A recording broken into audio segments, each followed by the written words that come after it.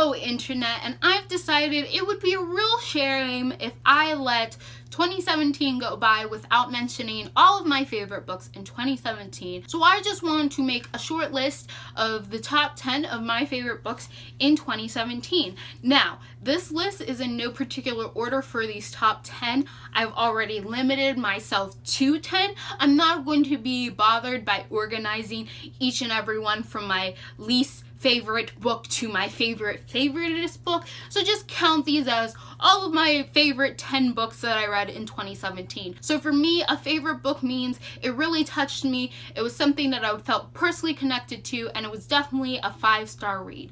5 stars all the way through. Would read again. Will definitely recommend. I loved this book. That's what a favorite means to me. Most books I don't hate, I'm just okay with. Some books I like, but I see some flaws with, so that I would never say, oh yes, definitely gonna pick that book up again. But 5-star books, top 10 books, my favorite books, are books that I will keep forever, that I'll constantly talk about, that I'll constantly think about, that are 5 stars throughout the board, no matter what the problems anyone else has with these books, or what problems these books have, they are 5 stars for me all the way. Will read every day of the year. That's what this list is. So let's get into these 10. So the first one I'm going to mention is Female of the Species by Mindy McGinnis. This was a real surprise to me. I've originally bought this book a while ago because I knew it sounded like something I would potentially like, and I think I made a video in which I mentioned that this seemed like a 5-star read to me, but I wasn't quite sure if it would be, and I read this and it was, and I was just like, this is a fantastic book. Like, I was enthralled the whole time. I loved all of the characters. So if you're not familiar with this book, this is about a girl. She's in high school. Her older sister got kidnapped and raped and then murdered, and she is dealing with the aftermath a couple years later.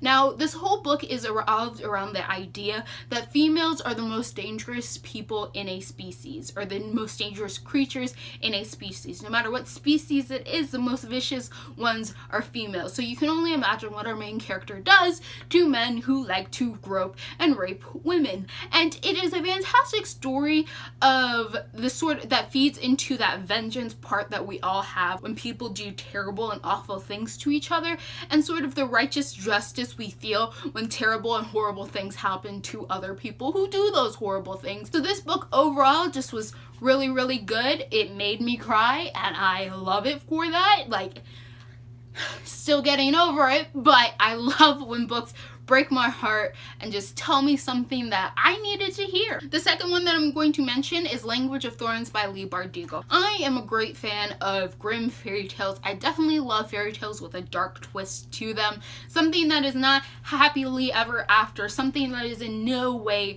Disney. I like to have a tortured soul when I'm finished reading a grim fairy tale. I like when my fairy tales are not kid appropriate, yet adults seem to think fairy tales means it's kid appropriate. Like, have you read Grimm's fairy tales? Don't read those to a child.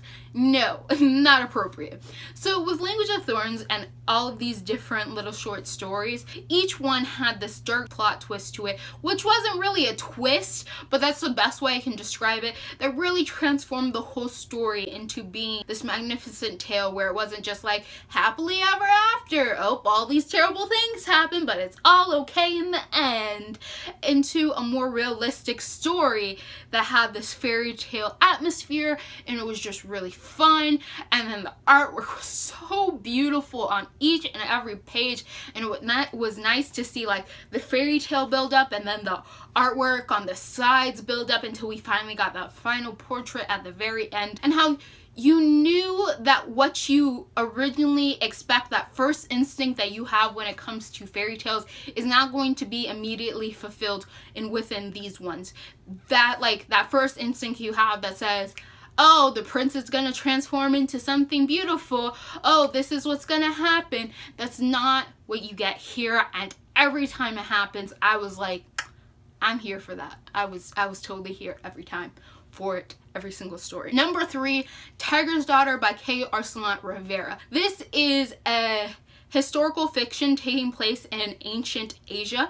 It covers like the Mongol Empire, the Chinese and the Japanese, and all of those people. It tells the story of two women and how they're destined and fated to have their fates intertwined. They end up becoming partners and lovers, best friends, and it just is a letter from one girl to the other, reminding her of their life together, of their story from childhood into adulthood. It's a really deep exploration of just the life of these two women and how they came to be the people they are. It's like an epic fantasy, like an epic tale, and it was beautifully done, and I just loved the characters. I loved how they had flaws and how they were tough warrior women, how they were very different, but they somehow worked together, and they were unashamed of being in love and having their fates intertwined, and they were determined to stick by each other no matter what. And it was just a fantastic story, and I can't wait for more.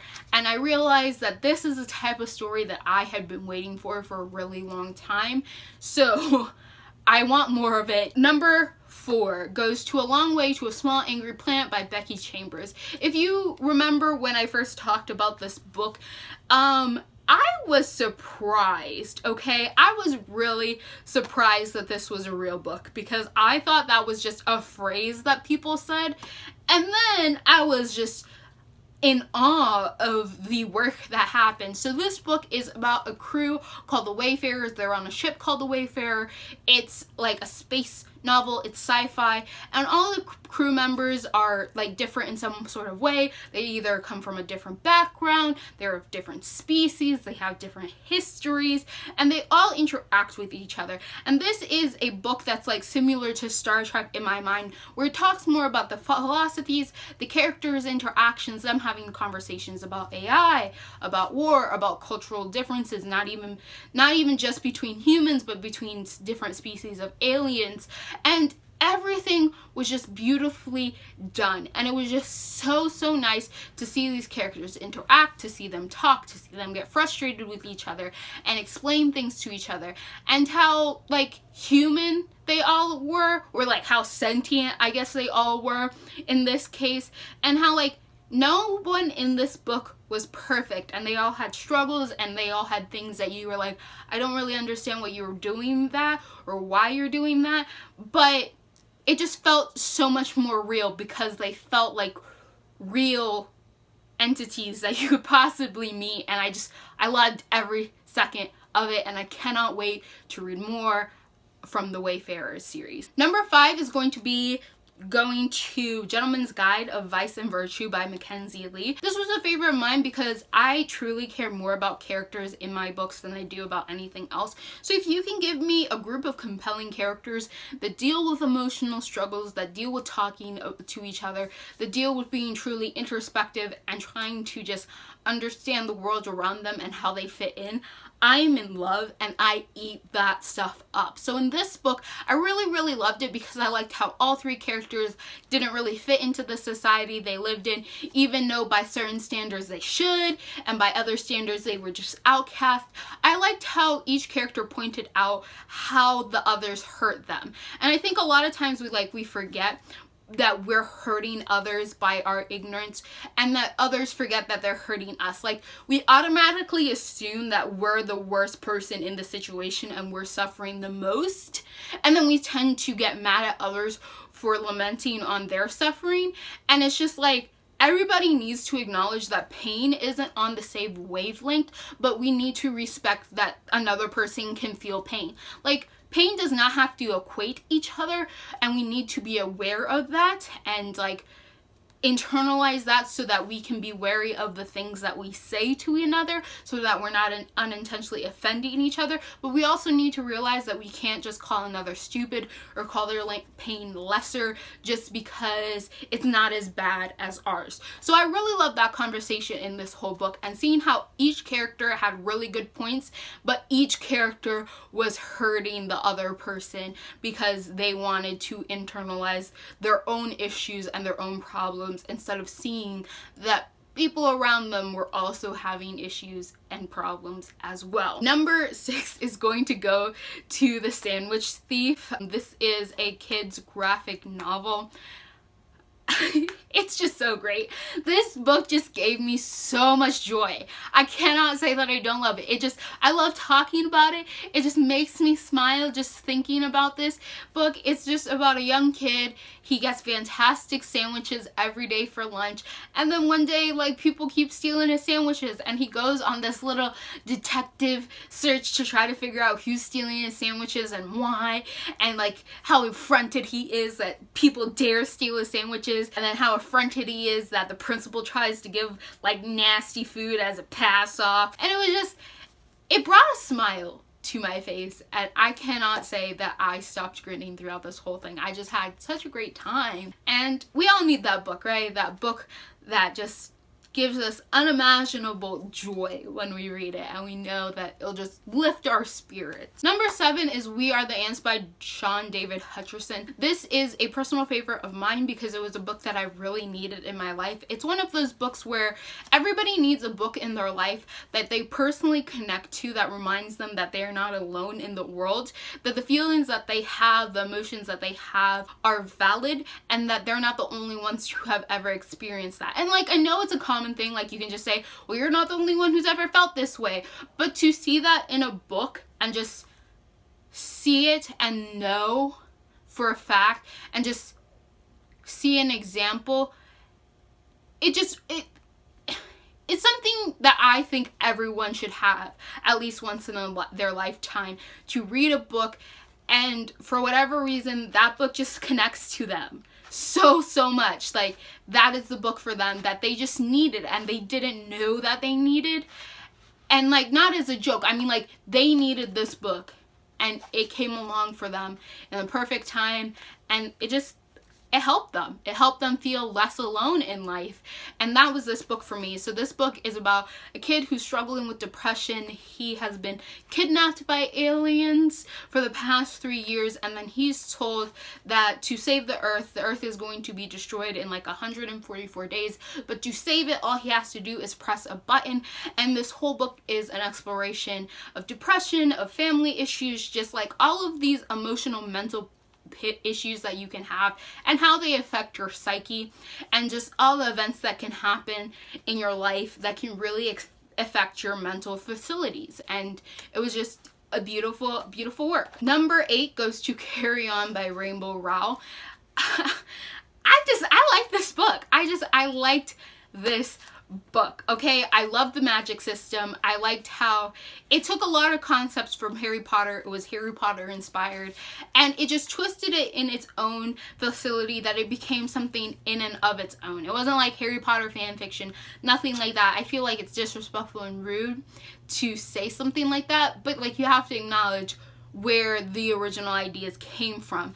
And I loved like how the magic system worked. I liked how it explained why magical people would want to keep unmagical people around through the use of the magic system. I liked how the characters interacted. I liked the history. I liked how not everything was like as straightforward and easy to comprehend, how everything was like a little bit gray. And I just like watching Simon and Baz and their interactions together. It was just fantastic, and I loved everything about it. And it reminded me that when I like something, I want to see more of that something in literature. So I like Harry Potter, and I want to see more stories that I could say, yeah, that's sort of like this. If you like this, you might like this. Like, I'm never that one to say, oh, well, so-and-so did it before, so no one else can use that idea. I want to see more of that idea and other people's takes on that idea. Like an original way of you interpreting it, but I like when people do that, and I feel like people should do that more so I can read those books and be like, yeah, it actually is like Harry Potter. Because I get so irritated when you read on a book and it's like, oh, this book, it would be great for like Harry Potter lovers or for people who loved Hunger Games. But then you read the book and you're like, this is nothing like that at all. What are you talking about? So if like we could actually create books that are like in the same atmospheres of books that I love, I would be really enthused. So please do that. So number 9 has to go to A Man Called Ava by Frederick Bachman. And this book was just So good. It's like I found the perfect contemporary author for me. I have always been like, oh, contemporary is not really for me. I keep buying it because like I keep hearing about it from other people, and I'm like, well, I at least want to try it. I want to see if I can find one that I love.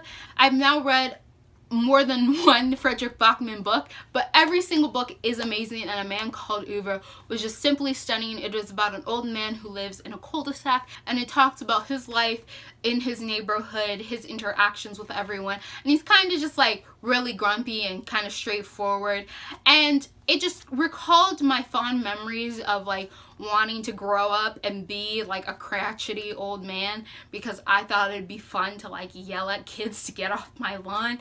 And then this book came along and I was like, see, I knew that wasn't a bad dream to have. That was the perfect dream choice for me, because I would love to have that job in the future. And then the last book on this list, number 10, goes to the Girl of Fire and Thorns series. I'm counting all 3 books. I like this series so much. I liked it so much. It was, okay, this is why I like this series so much. The main character in this series is a brown girl. She is not thin. She is heavy, set, like she's built like I am. And then the things that she has to go through, it doesn't just make it easy. She mentions going upstairs is exhausting, and her trek that she has to do for all the different quests. Like, she talks about how tiring it is for her and just a struggle. Like, she doesn't like sit there and whine, but she's like, wow, this is really hard. But she does it, and she perseveres, and she ends up being a really awesome badass character. And she doesn't like go super thin and muscular to do all of this. She keeps this full figure, and she does all of these amazing things. And it was a good thing for me to see, because I had started to slowly internalize that I couldn't be the chosen one in books because I didn't have the right athletic builds. Because in most books, like, all the characters are super athletic, and it's like, I'm not like that at all. I would just die. But then to see a character that was built like me, that looked similar to me, and her struggle but persevere and do all of these amazing feats and do all of these amazing things and train herself to do all these amazing things, it reminded me that anyone can be a hero. You don't need to look a certain way to be a hero. You just need to be determined that you're going to persevere and accomplish your goal that you set out, and you will be the hero of your story at the end of the day. So that's why it was just a lovely, uplifting book for me, and that's why I really love that series and everything that it's done, because it was that reminder that, hey, you know what?